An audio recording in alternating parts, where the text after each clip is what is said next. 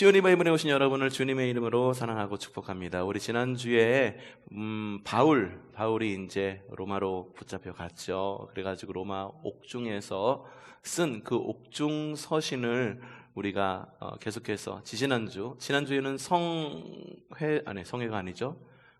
맞죠. 성금요 예배에 우리 집중하려고 일부러 수요일에 모이지를 않았어요.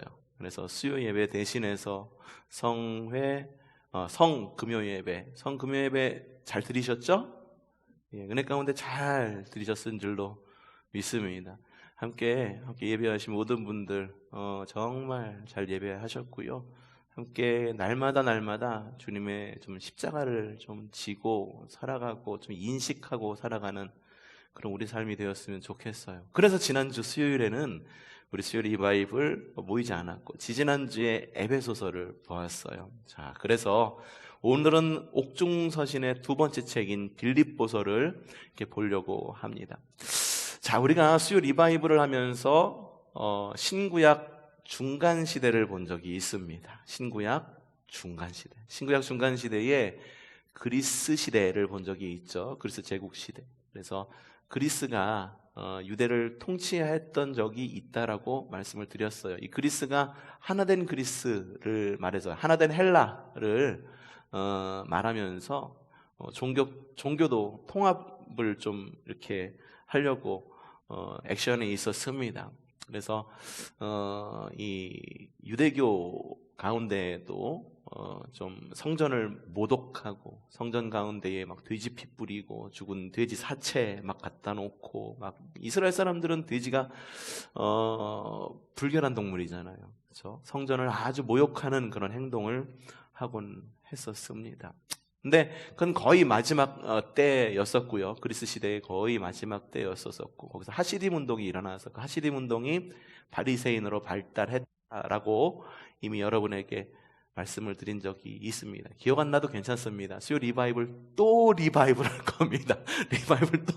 리바이블 할 거니까 걱정하지 마시고 이거 끝나면 또 구약으로 넘어갈 거예요. 그래서 구약서부터 또 한 번 또 읽을 것입니다. 걱정하지 마시고 잘 따라오시면은 되십니다. 그 그리스 시대에 유명한 대왕이 있었죠.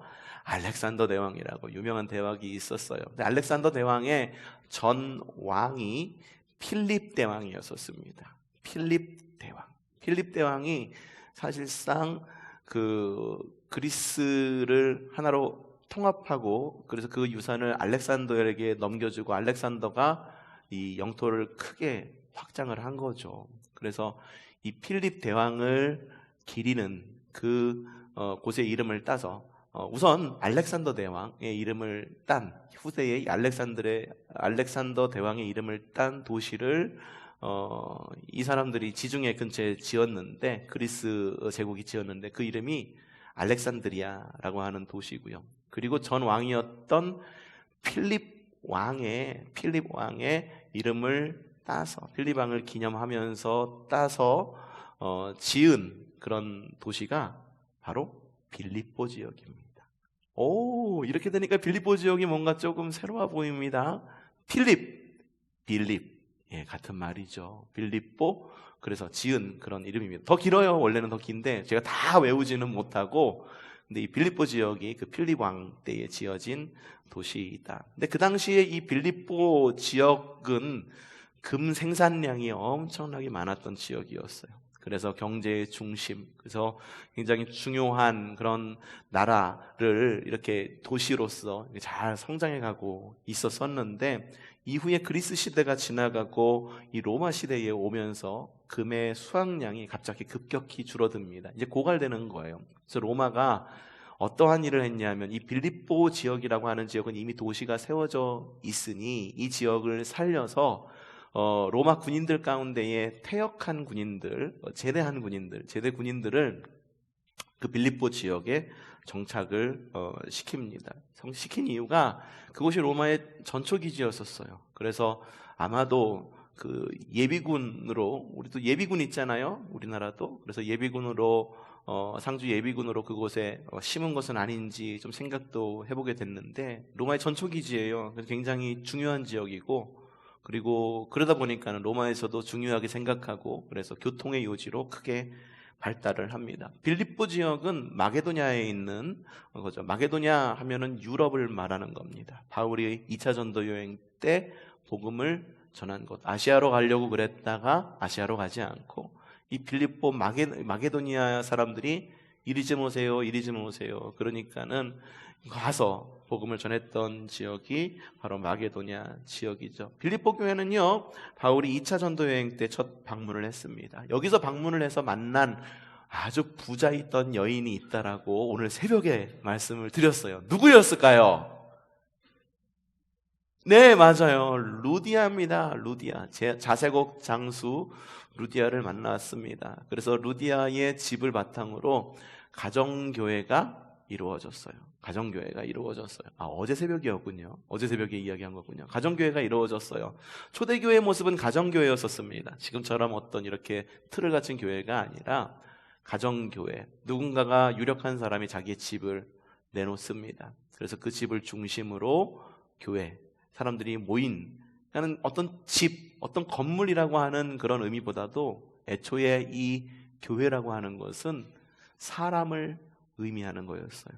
에클레시아, 사람이라는 의미를 가지고 있었어요. 그래서 루디아의 집이 빌립보의 첫 교회였었습니다. 루디아 이외의 성도들은 대부분 가난했다라고 여겨집니다. 그럼에도 불구하고 바울의 사역을 돕기 위해서 수차례 헌금하고 헌물을 보내고 예루살렘 교회가 기근으로 어려워지자 빌립보 교회에서도 헌금을 이렇게 거두어 가지고 그곳에 보내곤 했던 것이 빌립보 교회의 발자취였었어요. 우리도 지난 고난주간 때 우리가 금식 헌금하고 새벽기도 나와가지고 이렇게 구별한 헌금이 있잖아요. 그 헌금은 우리를 위해서 사용하지 않습니다. 지금 저기 동해안 쪽에 한동안 또 불이 났었죠. 옛날에도 또 났어요. 몇 년 전에도 났었는데 이번에 또 불이 났어요. 그래가지고 그것을 위해 가지고 모아서 한 교회를 선택해서 보내드릴 그런 계획을 가지고 있습니다. 아마 이번 주 지나고 다음 주쯤이면은 송금을 할 수 있게 될지 않을까라는 생각이 드는데요. 우리 교회도 그렇게 막 넉넉한 교회는 아니잖아요. 그래도 성도들이 십시일반으로 헌금하고 이웃을 돕고자 하는 열정으로 이웃을 돕죠. 건강한 교회라는 증거입니다.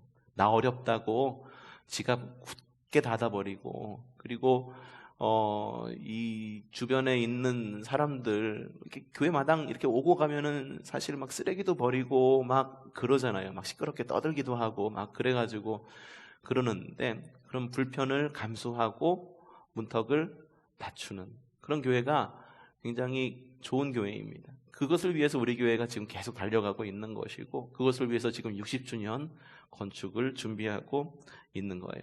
빌립보 교회가 그런 교회였었어요. 모든 성도들이 다 가난해요. 하지만 루디아 이 최초의 여성 교회죠. 그래서 중심으로 해서 가난하지만 그래도 십시일반으로 모아서 무려 예루살렘 교회를 도우려고 헌금을 보냈던 교회가 빌립보 교회입니다. 빌립보서는 앞서도 이야기했지만 옥중서신이죠. 그렇죠. 옥중서신인데 감옥에 있으면 사람이 위축되기 쉬워요. 그리고 비관하기 쉽습니다. 그런데 바울은 결코 비관하지 않습니다. 위축되지도 않아요. 오히려 빌립보서에 나와 있는 이런 이야기를 보면은 기뻐하라는 이야기가 계속 나오는 것을 볼 수 있어요. 그래서 기쁨의 서신이라고 불려지기도 하고 율법주의자들로 인해 가지고 이 교회가 흩어질 것을 좀 우려했습니다. 반도덕주의자의 위협이다라고도 이렇게 이야기를 하는데 뭐냐 하면 나 예수 믿어. 그러니까는 내가 어떻게 해도 괜찮아. 지금 이단 중에 구원파라고 하는 이단이 이렇게 이야기를 하죠. 구원받았어. 주님이 다 용서해 주실 거야. 그러니 내가 사람들에 대한 죄에 대해서는 그렇게 크게 막 신경을 쓰지 않는 거예요. 우리 죄는 사람에 대한 죄, 하나님에 대한 죄 모두 연결되어 있습니다. 그래서 죄를 회개한다라고 말하는 것은 하나님 앞에 가고 잘못했어요 라고 말한다고 끝나지 않아요. 잘못은 언제나 사람에게 있거든요. 사람 앞에서 잘못했어요 라고 말할 수 있는 담대함이 있어야 그게 진짜 회개인 겁니다. 그러니 여러분, 우선 잘못을 하지 말아야겠죠. 그렇죠? 어떤 죄를 저지르지 말아야겠죠. 근데 살다 보면은 죄를 저지를 수밖에 없는 상황이 나오기도 합니다. 뭐 의식적으로든 의식하지 않던 그런 상황에서 과연 우리 이 죄에 대해서 어떻게 생각할 것인가? 반도덕주의자, 율법주의자, 이들 위협이 있어서 교회가 하나 되어야 된다.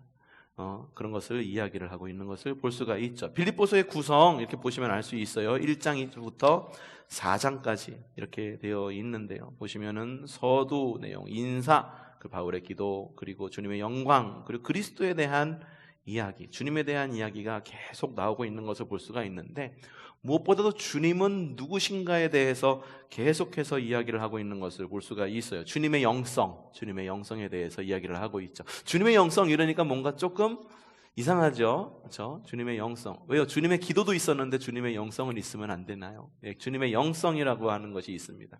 영성이라고 하는 것은 여러분, 영적으로 기도를 열심히 하는 것만을 말하는 것이 아닙니다. 새벽 기도만 열심히 나오는 걸 말하는 건 아니에요. 영성이라고 하는 거는 하나님을 향한 마음과 사람을 향한 마음, 곧 나의 삶에 있어서 사람 앞에 있어서, 그래서 하나님 앞에 있어서 어떤 그런 내가 믿는 사람으로서의 건강한 삶을 살아가는 것이 건강한 영성이에요. 기도만 열심히 하는데 삶은 엉망이야. 삶은 바른데 그나마 기도도 못해. 둘 다 건강하지 않은 거죠. 삶은 열심히야. 사역은 열심히 해. 그런데 사역만 열심히 해. 뭐 삶도 변화가 없어. 그러면은 이것도 역시 건강한 영성이라고 볼 수가 없는 거죠. 기도만 열심히 해. 엄마는 교회 가고 맨날 기도만 해.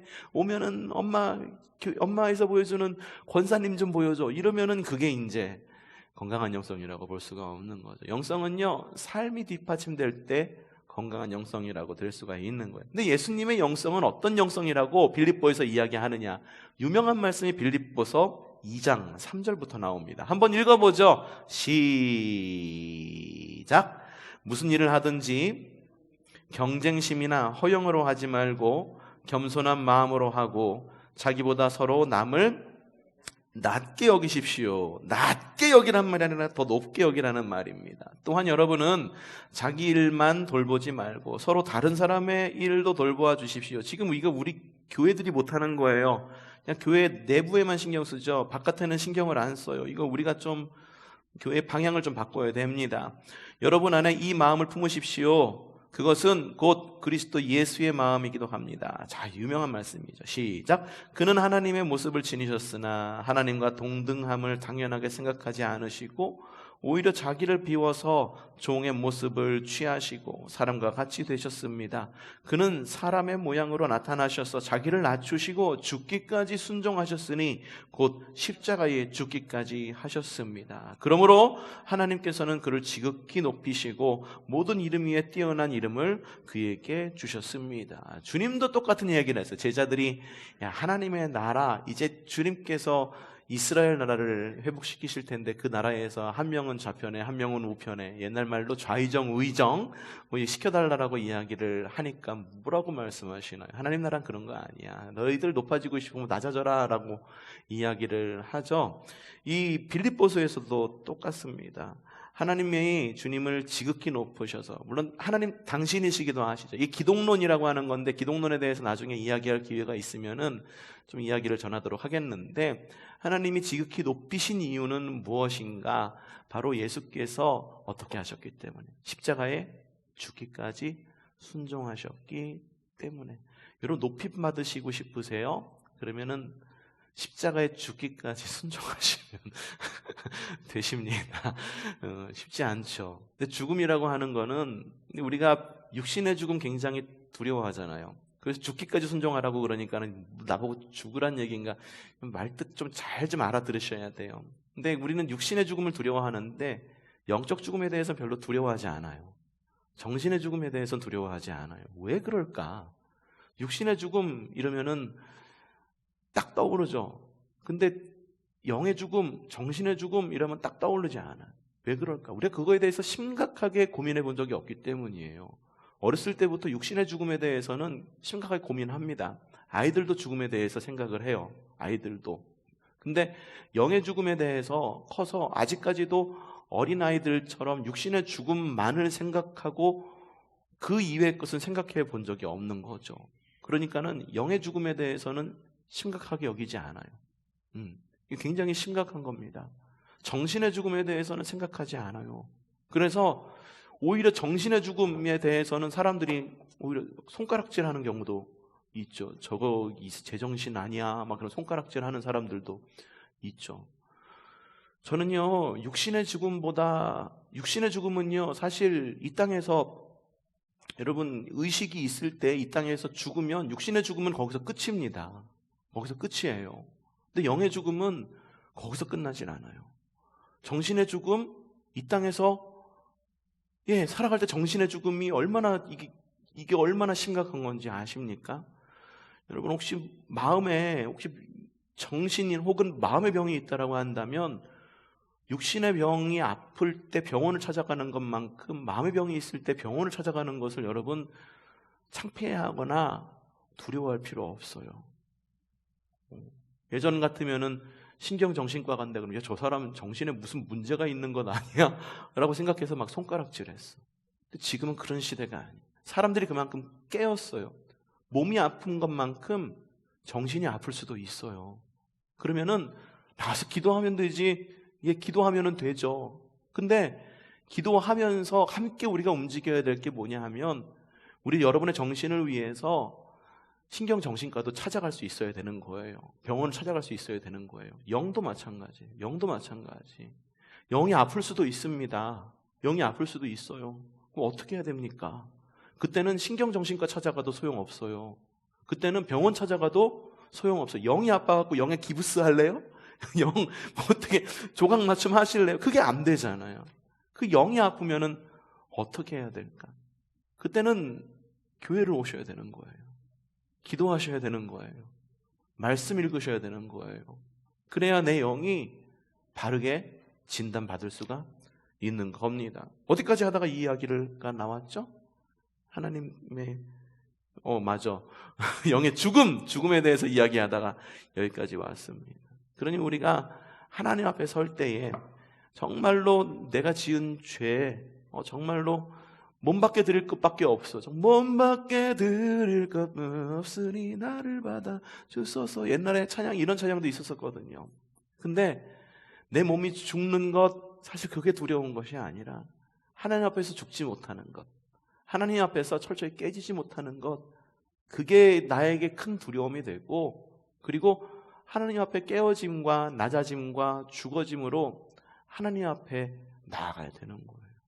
그냥 교회 조직 안에서, 사회 안에서 위치? 저거는 그거 별로 중요하지 않아요. 서로 높은 자리에 올라가려고 하는 것 뭐 중요합니까? 서로 감리사 못해서 서로 막 대립하는 거 별로 하나님 보시기에 좋지 않죠. 서로 회장하지 못해서 막 대립하는 거 별로 중요하지 않아요. 중요한 거는 하나님께서 나를 높이시는가, 사람들이 나를 높이 보는가가 아니라 하나님이 나를 높이시는가. 하나님이 높이시면 사람 앞에서도 높임을 받습니다. 순서를 잘 알아야 돼요. 자리가 사람을 만든다? 일부는 맞지만 일부는 틀립니다. 이게 인격이 되지 않는 사람이 자꾸 위로 올라가잖아요. 그러면은 그 리더십으로 인하여 그 아래에 있는 사람들이 정말 괴롭습니다. 자기가 어떻게 행하는지도 모르고 굉장히 괴롭습니다. 그러니 여러분, 하나님 앞에서 철저하게 낮아지고 죽어야 된다라고 하는 거예요. 여러분 기억하셔야 됩니다. 그러면서 이야기합니다. 예수님의 영성은 어떤 영성이냐? 한마디로 말하자고 한다면 겸손의 영성이다. 겸손의 영성. 젠척하지 않아요. 야, 내가 하나님의 아들인데 하지 않아요. 그냥 죽기까지 묵묵하게 십자가를 지신 겸손의 영성. 그렇기 때문에 성도가 추구해야 될 4가지 덕목이 있습니다. 첫 번째, 1장 21절, 3장 7절부터 8절 말씀. 무엇보다 주님을 높이고, 그리고 주님 안에서 의와 부활의 능력을 구하는 삶, 이 삶을 살아가야 된다. 두 번째는 주님과 같은 겸손, 그리고 성도 안에서 활동하시는 하나님의 뜻을 구해야 된다. 세 번째, 하늘로부터의 부르심, 그리고 영원한 구원의 상급을 구할 줄 알아야 된다. 네 번째, 자, 4장 9절 말씀, 4장 3절에 4장 9절 말씀인데 가져오진 않았네요. 무엇이든지 참되며 무엇이든지 경건하며 무엇이든지 옳으며 무엇이든지 정결하며 무엇이든지 사랑할 만하며 무엇이든지 칭찬할 만하며, 그리고 4장 9절 하나님의 평강의 임재를 구하는 믿음의 삶. 그것이 바로 주님의 영성을 닮은 겸손의 영성의 사람이다라고 이야기를 하고 있는 겁니다. 그 다음에 나오는 옥중서신은 바로 골로새서입니다. 자, 골로새 교회는요, 사실 언제 누구에 의해서 세워졌는지 언급이 없습니다. 단지 빌레몬서를 참고해 보면은 에바브라가 세웠을 것이라고 유추는 가능합니다. 성경은 서로 연결되어 있어요. 지금도 이 사도행전 우리 뒤에 읽다가 옥중서신을 읽는 거잖아요. 성경은 한 권 한 권 낱권으로 다 분리되어 있지만, 그렇다고 해서 역사적 상황을 떠나서 혹은 완전히 책들이 다른 상황에서 쓰여진 것이 아니라 바울, 그리고 하나님께서 역사하시는 그 역사 가운데서 쓰여진 것이기 때문에 다른 책을 읽으면은 또 다른 책의 배경을 알 수 있는 것도 있습니다. 사복음서 읽잖아요. 사복음서 혹은 공간복음이라고 하는 책을 읽잖아요. 그러면은 서로 다른 이야기를 하고 있는 것 같잖아요. 하지만 같은 이야기를 하고 있죠. 같은 이야기를 하고 있지만 또 다른 이야기를 하고 있는 것 같기도 하죠. 그래서 서로 상호 보완의 관계에서 이때 예수님께서 어떤 일을 하셨겠구나라는 것을 유추해 볼 수 있고, 서로가 이게 맞추어 가지고 시대별로 이렇게 나누어서 볼 수가 있죠. 이게 기독교전 가면은 그 주님의 행적에 따라서 이렇게 복음서들을 갖다가 이렇게 끼워 맞춰 갖고선 편집해 놓은 성경책도 있습니다. 궁금하신 분들은 그걸 읽어보시면 좋을 것 같고요. 바울이 에베소에서 사역할 때 골로새 교회가 이렇게 탄생을 했습니다. 개종한 이방인들이 굉장히 많았다라고 그래요. 이방인들이 많아요. 새가족들이 많아요. 그러면은 교회에서 해야 될 일이 있습니다. 뭐냐면 새가족 교육을 시켜야 돼. 하나님이 누구시고 예수님이 누구시고 성령님이 누구시고 교회는 무엇이고 사람은 무엇이고 죄는 무엇이고 이런 것들에 대해서 기본적인 어떤 그런 기독교적 세계관을 갖다가 알려줘야 되거든요. 근데 이 당시에 그런 게 있었을까? 글쎄, 이방인들로 가득하고 새가족들로 가득한 이 시대에 새가족 양육이라고 하는 것이 맞춤형으로 있지는 않았을 것 같아요. 그러다 보니까 새가족이 들어와서 신앙생활을 하는데 이제 그런 조직신학적인 하나님이 누구시고 예수님이 누구시고 이러한 신학적인 어떤 기초가 굉장히 약했던 교회였던 거죠. 그래서 이것을 보면은 이단들의 가르침에 대해서 주님만이 절대적이고 유일하신 주님이셔. 그리고 너희 영지주의 조심해야 돼 라고 이야기를 합니다. 영지주의라고 하는 건 여러분들 들어보셨을 거예요. 영지주의는 뭐냐 하면은 이 영과 육의 이분법으로 이야기를 합니다. 영은 선하고 육은 악하다. 성경의 어떤 부분에 있어서는 육신은 악하고 영은 선하다. 그래서 내가 늘 잘못한 일을 한다라고 하는 부분이 있는데, 이걸 영지주의적 입장에서 육신은 악해, 그래 악하지, 영은 선해, 맞아 선하지, 이렇게 구분을 하면 안 돼요. 성경이 쓰여진 시대는, 그리고 배경, 그리고 성경을 읽게끔 특별히 이 바울이 쓴 바울서신 같은 경우에 바울이 쓴 바울서신이 전해진 사람들의 대부분의 배경은 뭐냐 하면은 그리스 철학에 굉장히 능했던 사람이에요. 그 당시의 세계관이 바로 그리스 철학이었어요. 근데 그리스 철학에서는 언제나 더 높은 영적인 것을 구하는 그런 풍조가 있었던 거예요. 그러니까 그 가운데에서 그게 철학이 깊어지고 깊어질수록 어떠한 움직임이 났냐 하면 영은 선하고 육신은 악하다. 그래서 영지주의라고 하는 것이 나왔어요. 만약에 생각을 해보십시다. 육은 악하고 영은 선해요. 그러면 예수님은 영으로만 오셨을까? 아니면 육으로 오셨을까? 어떻게 영이신 하나님이 악한 육신을 입고 이 땅 가운데 오실 수 있었을까? 실제로 영지주의자들이 그랬어요. 예수님의 이 그리스도 되심, 성육신을 부정했어요. 왜? 하나님은 영이시여, 그렇죠? 하나님은 영이신데 육신은 악한 옷을 입고 어떻게 이 땅 가운데 왔는가?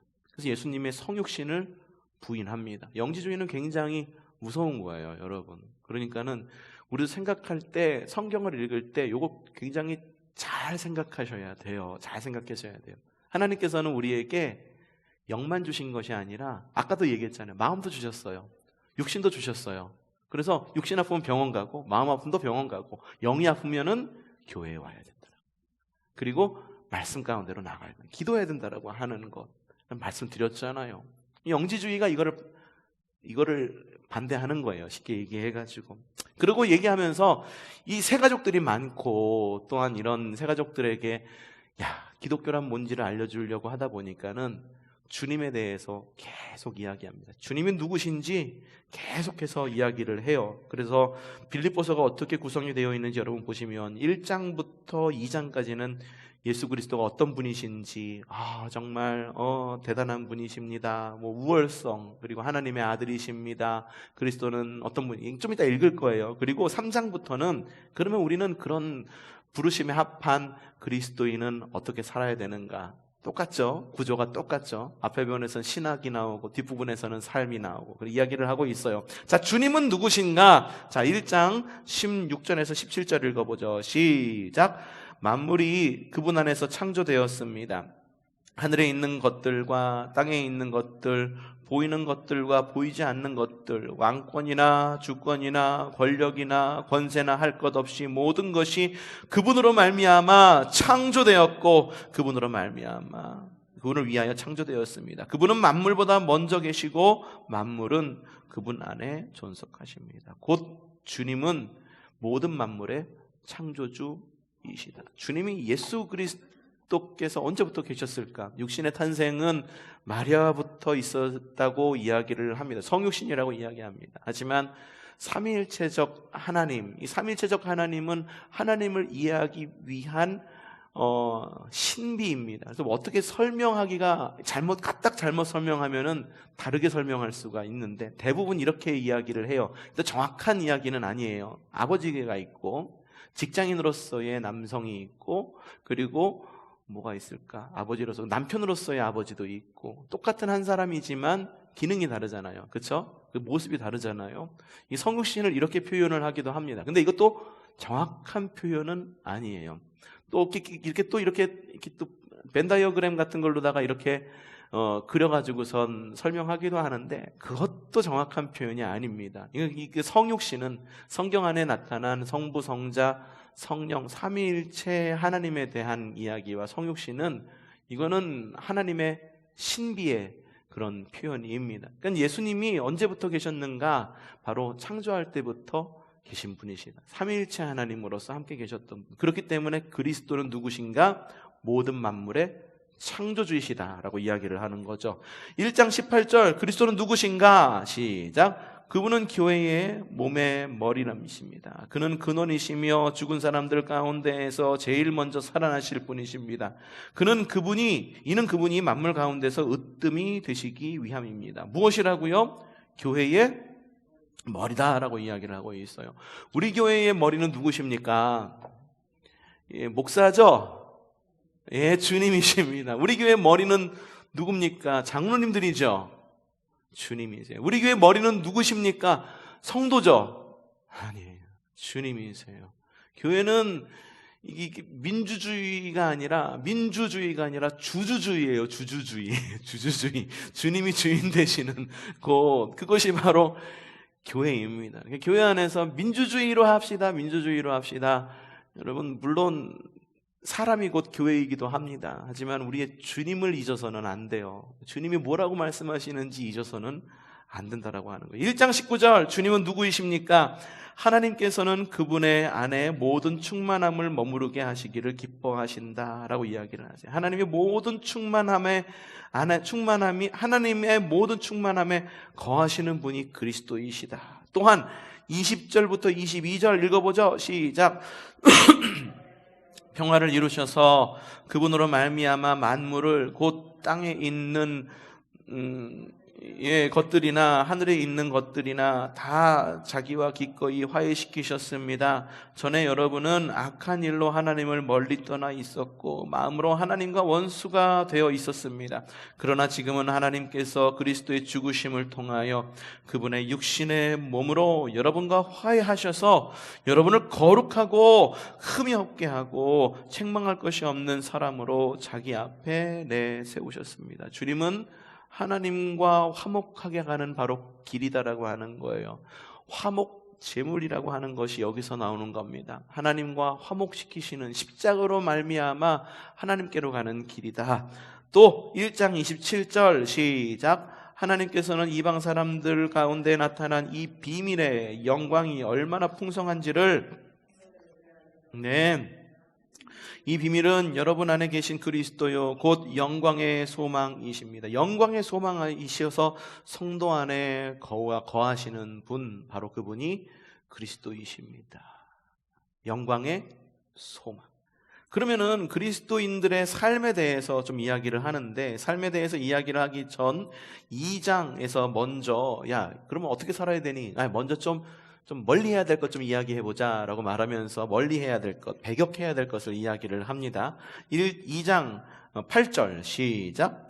누가 철학이나 헛된 속임수로 여러분을 노획물로 삼을까 조심하십시오. 그런 것은 사람들의 전통과 세상의 유치한 원리를 따라하는 것으로 그리스도를 따라하는 것이 아닙니다. 철학을 조심하다라고 이야기를 하고 있어요.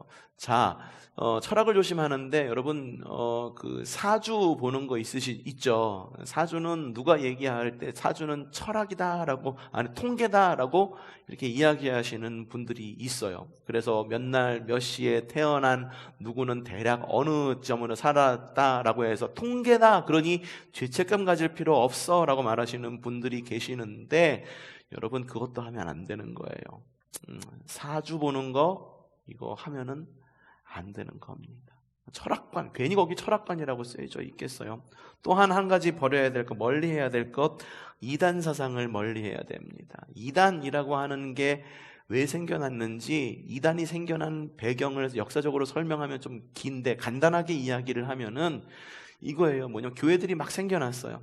교회들이 막 생겨났는데 그로 인해 가지고 예수님을 만났던 사도들, 그리고 사람들이 점점 세상을 떠나는 거예요. 주님께서 곧 오시겠다라고 그랬는데, 그러다 보니까는 주님에 대한 각자의 생각으로 주님을 표현하기 시작하는 거예요. 교회를 표현하기 시작하는 거예요. 그러면서 그리스 로마 철학에 묻어가지고선 기독교를 설명하기도 하고, 자신들이 말했던 생각했던 철학에 의해서, 관심사에 의해서, 혹은 자신들의 가치관에 의해서 주님을 설명을 합니다. 그러다 보니까는 우후죽순 교회가 흔들리는 거예요. 주님 어떤 분이셔?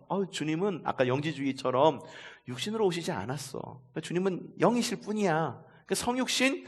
이거 어떻게 생각해야 될지 모르겠어. 막 이런 이야기도 나오고, 또 누군가는 내가 주님이야 라고 말하는 사람들도 나오고, 여러 가지 영성훈련, 영성을 지키기 위해 어떻게 해야 되느냐라는 질문 가운데에 이런 방법을 합시다, 저런 방법을 합시다 하면서 어떤 기준에서 벗어난 일들이 여러 가지가 생겨나는 거예요. 그러다가 니케아 회의라고 하는 것에서 주님에 대한 어떤 그런 이 바운더리를 이렇게 이야기를 합니다. 이 바운더리를 어떻게 할 거냐? 이거 우리가 어떻게 이거를 갖다 이해해야지? 그래서 많은 종교 지도자들이 모여가지고 이걸 갖다가 어떻게 정리할 건지. 그래서 많은 부분, 성경이 말하고 있는 부분, 그리고 교회에서 말하고 있는 부분들을 갖다가 회의를 거쳐가지고 기도하면서 주님은 이런 분이시야. 그 이후로 성경은 이거야. 그리고 이러한 것들은 이렇게 우리가 결정을 내려야 돼라고 말하면서 정통이라는 것이 생겨나게 됩니다. 정통의 반대가 바로 이단이 되어버린 거예요. 그래서 이단이 생겨가지고, 그럼 이단이라고 하는 건 교회가 배척한 것 아닙니까? 라고 물어보시는 분들도 계시는데, 완전히 다른 접근법이에요. 이거는 타종교 혹은 다양한 비교 종교 학에서 다뤄야 될 부분이고, 우리가 알 부분은 뭐냐 하면은 기독교는 과연 주님을 뭐라고 이야기를 하는가, 건강한 정통은 과연 무엇인가를 생각하는 거죠. 이단을 조심해라. 누군가가 여러 번에 와서 문 똑똑 두드려요. 이야기 좀 했으면 좋겠어요. 어떻게 해야 될까요? 네, 한번 이야기해요. 문 열어드릴 거예요. 아예 부딪히지를 마세요. 부딪히지를 마세요. 여러분, 준비되어 있지 않으면 그냥 헷갈딱 넘어갑니다. 사기도 당하시잖아요. 그렇죠? 왜 당해? 몰라서 당합니까? 속이려고 달려드는데 어떻게 안 당해? 이단들도 마찬가지예요. 그렇게 달려들면은요, 당연히 재간이 없는 거예요. 그러니까 신학을 막 공부를 많이 한 사람들도 이게 이야기하면 이건가 저건가 헷갈려 하시는 분들도 있으니까 철학과 이단 사상 조심해라. 또 뭐라고 말하느냐? 2장 12절 시작. 여러분은 세례로 그리스도와 함께 묻혔고 또한 그분을 죽은 사람들 가운데서 살리신 하나님의 능력을 믿는 믿음으로 그리스도 안에서 그리스도와 함께 살아났습니다. 이게 뭐냐면 우리는 세례를 받아 새로 태어났어. 그리스도와 함께 죽었다가 다시 살아났어. 그러니 과거에 가지고 있었던 율법주의에서 벗어나라라고 하는 거예요. 율법주의에서 벗어나라. 이렇게 해야지 된다. 혹은 뭐 이게 의무야. 뭐 이런 거. 우리가 가장 중요하게 여기는 가치는 무엇인가? 주님 안에 있는 것. 또 뭐를 조심하라고 말하느냐? 2장 18절 시작. 아무도 겸손과 천사 숭배를 주장하면서 여러분을 비방하지 못하게 하십시오. 그런 자는 자기가 본 환상에 도취해 있고 육신의 생각으로 터무니없이 교만을 부립니다. 여러분, 이런 분들 좀 겪어보신 적 있으세요? 내가 어제 기도했는데 너 말이야 이러면서 말이야 이야기를 하시는 분들, 물론 뭐 하나님께서 계시를 주셔서 알 수 있는 분별력이 분명히 우리에게는 있습니다. 그런데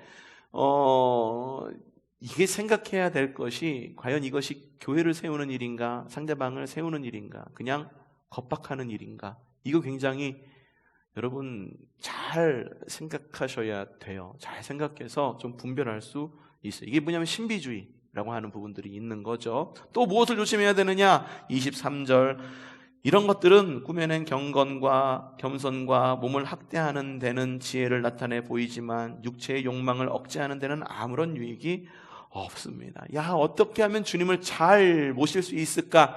이놈의 육신이 문제야, 몸이 문제야, 이게 정욕이 문제야. 그래가지고선 몸을 학대하면서 이렇게 신앙생활을 하던 사람들이 있었어요. 옛날에 다빈치 코드라고 하는 영화를 보면은 그런 사람이 나와요. 이게 이제 몸을 막 학대하면서 막 그 허벅지하고 막 이런 데다가 막 뭐 가시가 달린 채찍으로 꽉 묶으면서 몸을 학대하면서 주님, 내가 육신을 죽입니다 이러면서 기도하는 사람의 모습이 나오는데, 이게 뭐냐면은 이게 이제 이제 자기를 학대함으로써 이렇게 예수님을 믿으려고 하는 것.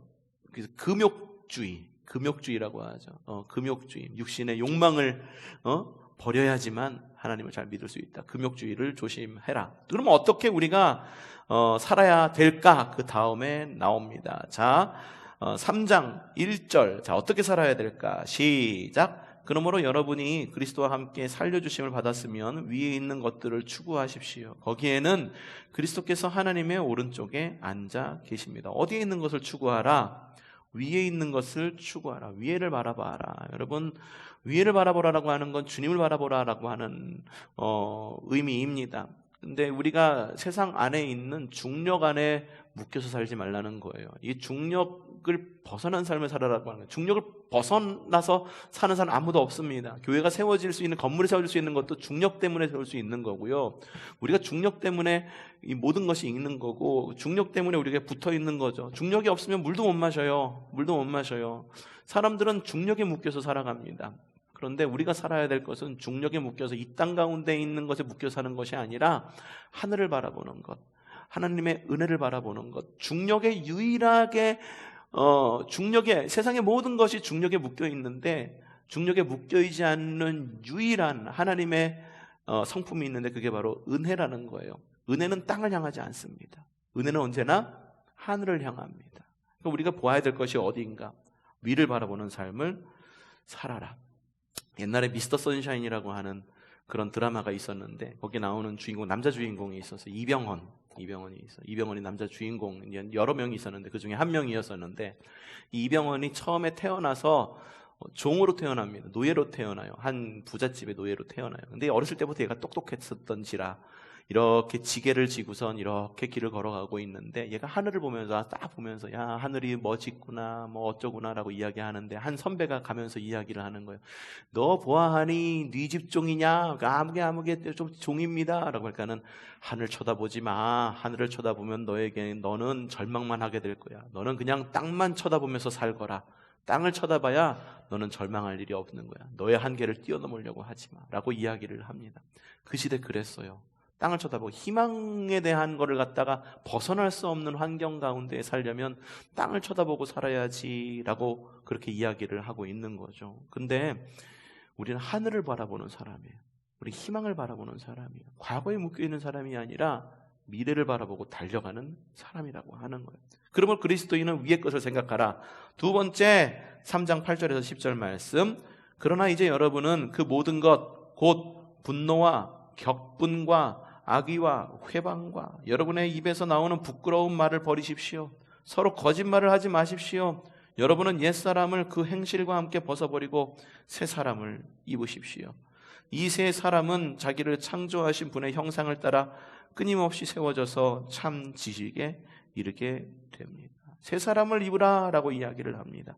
분노, 격분, 악의, 회방, 부끄러운 말, 거짓말 이런 것들 버리라. 옛사람의 행실 벗어버리라 라고 이야기를 하고 참 지식에 이르는 주님의 복음 안에서 살아라 라고 이야기를 하죠. 또 계속 나와요. 골로새서 3장 12절부터 14절, 골로새서 3장 16절부터 17절 계속 이야기하는 게 구습 버려라. 또한 습관적인 죄 버려야 된다. 옛사람의 옷을 벗어버려라. 헌옷 입고 어떻게 현 시대를 살아갈 수 있겠느냐. 헌옷 입으면서 유행은 돌고 도는 거야 이러면서 옛날 옷 입고 돌아가고 싶으신 분 계세요? 유행은 돌고 도는 거야. 여러분 영적 세계에서 유행은 돌고 도는 거 없습니다. 특별히 죄에 대해서는 돌고 도는 게 있어서는 안 됩니다. 3장 18절부터 20절 시작. 아내되니 여러분 남편에게 순종하십시오. 이것이 주님 안에서 합당한 일입니다. 남편되니 여러분 아내를 사랑하십시오. 아내를 모질게 대하지 마십시오. 자녀되니 여러분 모든 일에 주님에게 복종하십시오. 이것이 주님을 기쁘게 해드리는 일입니다. 읽어보니까는 좀 남성 중심으로 쓰여졌다라고 여겨질지도 모르겠어요. 이 시대가 이런 거예요. 사실 이걸 우리말로 지금 쓰여진다고 한다면 상호 책임의 관계를 이야기를 하겠죠. 그렇죠? 남편되니 여러분, 아내되니 여러분 남편에게 순종하십시오. 남편되니 여러분 역시 아내에게 순종하십시오. 이것이 주님 안에 합당한 일입니다. 또한 남편되니 여러분 아내를 사랑하십시오. 반대도 마찬가지예요. 아내되니 여러분 남편을 사랑하십시오. 아내를 모질게 대하지 마십시오. 마찬가지입니다. 남편을 모질게 대하지 마십시오. 황혼 이혼이 많아지고 있죠. 그래가지고 그 대부분의 이야기가 아내가 변했대요. 그래가지고 젊었을 때는 찍소리도 못한 와이프가 큰 소리 낸다고 그러면서 어떻게 살지 못하겠다고 그러면서 황혼 이혼이 막 늘어나고 있다라고 하는데 아내를 모질게 대하지 마십시오. 마찬가지입니다. 남편을 모질게 대하면 안 됩니다. 자녀되니 여러분 모든 일에 부모에게 복종하십시오. 반대도 똑같아요. 부모되니 여러분 자녀에게 복종하십시오. 복종이라고 하는 말은 좀 그렇죠. 복종이라고 하는 말은 좀 굴욕적인가요? 그러면은 좀 다른 말을 좀 써보면은 어떨까요? 자녀에게 윽박지르지 마십시오. 뭐라고 해야 될까? 정확한 단어가 잘 떠오르지는 않는데 어쨌든 여러분 모든 관계는 상호적인 겁니다. 일방적인 관계는 없어요. 그러니까 여러분 이런 것들 이 한마디로 하면 이거예요. 여기서 말하는 건 가정의 질서를 세워라. 주님 안에 믿음의 가정을 세워라 이겁니다. 3장 22절부터 4장 1절에 뭐라고 나와 있냐면 우선 3장 22절 말씀 한번 읽어보죠. 시작. 종으로 있느니 여러분 모든 일에 육신의 주인에게 복종하십시오. 사람을 기쁘게 하는 자들처럼 눈가림으로 하지 말고 주님을 두려워하면서 성실한 마음으로 하십시오. 지금 종이 없죠. 근데 다른 것이 있을 수가 있어요.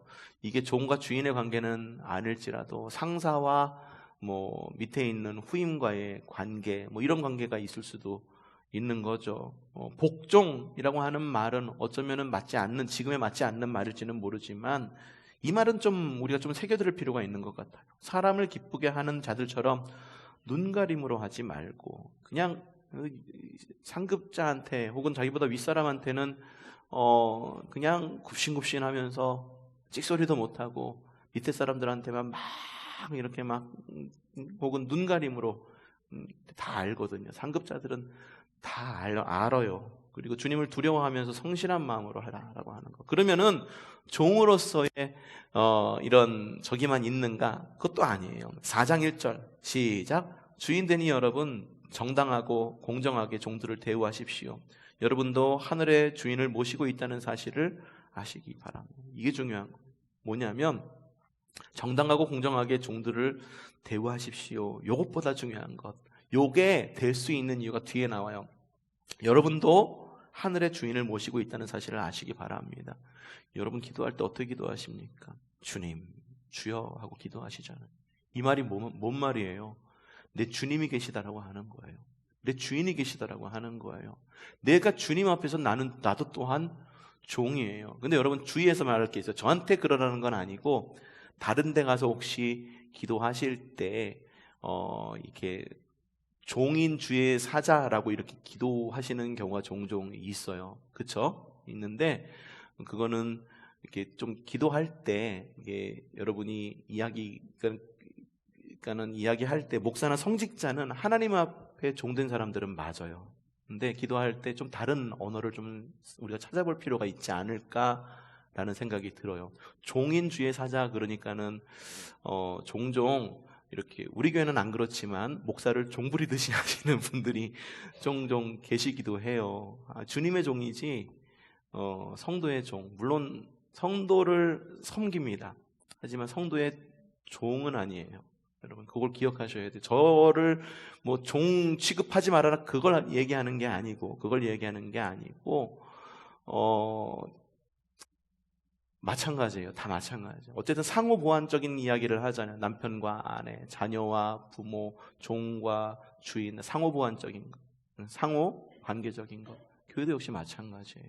그러니 여러분 관계를 잘 맺으셔야 되는 거예요. 그러니까는 주인과 종 관계, 지금은 윗사람과 아랫사람 혹은 이런 관계를 굉장히 좀 잘 유지해야 됩니다. 특별히 제가 좀 부탁드리고 싶은 게 있는데 동네에서 이렇게 막 친하게 막 지내다 보니까는 이렇게 서로가 서로에게 막 반말해 가면서 막 이야기하는 경우가 있어요. 여러분 직분은 좀 지켜 주시기를 부탁드릴게요. 권사님은 장로님들에게 장로님 꼭 이야기를 해주시고 장로님도 권사님들에게 권사님 이거 잘 이렇게 이야기를 하세요. 뒤에는 그렇게 이야기할 수도 있어요. 뒤에는 이름 갖고서 막 누구 이렇게 말 그대로 막 흉도 볼 수 있어요. 그런데 그것이 절대 흘러가지고 다른 사람한 그 당사자한테까지 귀에 흘러 들어가서는 안 되는 거예요. 흘러 들어갔다라고 하는 건 이미 도가 넘은 거예요. 흘러 들어갈 말을 하지 않는 것 중요하고요. 서로가 서로를 대할 때 존칭으로 대하고 그러면서 서로의 직분 혹은 서로의 관계 뭐 나이도 역시 마찬가지일 수 있는 거죠. 친해서 뭐 언니 부를 수도 있는데 내년에 우리가 또 한 살을 갖다가 안 먹잖아요. 내년에는 우리가 알고 계세요? 만 나이로 통일한대요. 그래가지고 만 나이로 통일해가지고 한 살씩 내년에 또 어려지십니다. 그러니까 올해 살았던 나이를 내년에 또 사시는 거예요. 와우, 멋있다. 그래가지고 그런 거니까 여러분들 잘 좀 서로 간에 그런 질서도 잘 유지하시기를 바랍니다. 무엇보다도 4장 2절, 골로새서 4장 2절 뭐라고 이야기하고 있느냐? 성도 이렇게 사십시오라고 이야기하는데 읽어봅시다. 기도에 힘을 쓰십시오. 감사하는 마음으로 기도하면서 깨어 있십시오. 기도하십시다. 기도하셔야 됩니다. 깨어 기도하셔야 됩니다. 영적으로 건강해지시기를 원하세요. 뭐 여러분의 영성이 뭐 잘못되기 때문에 말하는 것은 아닌데 뭐 잘못된 부분이 있다고 한다면 여러분 기도하셔야 돼요. 스스로 몸이 어디 아픈지 스스로 아시잖아요. 병원 갈 때가 어떤 때입니까? 내 몸에 뭔가 이상을 느낄 때 병원 가잖아요. 이미 우리는 알고 있어요. 우리의 영이 어디가 아픈지 이미 알고 있어. 우리 정신이 어디가 아픈지 이미 알고 있어. 병원 가기 전에 이미 알고 있어. 그러니까 병원을 가는 거지. 그러면 그때부터 기도를 놓치면 안 된다. 기도해야 된다. 말씀과 기도로 거룩해져야 한다. 오늘은 여기까지 진행하도록 하겠습니다.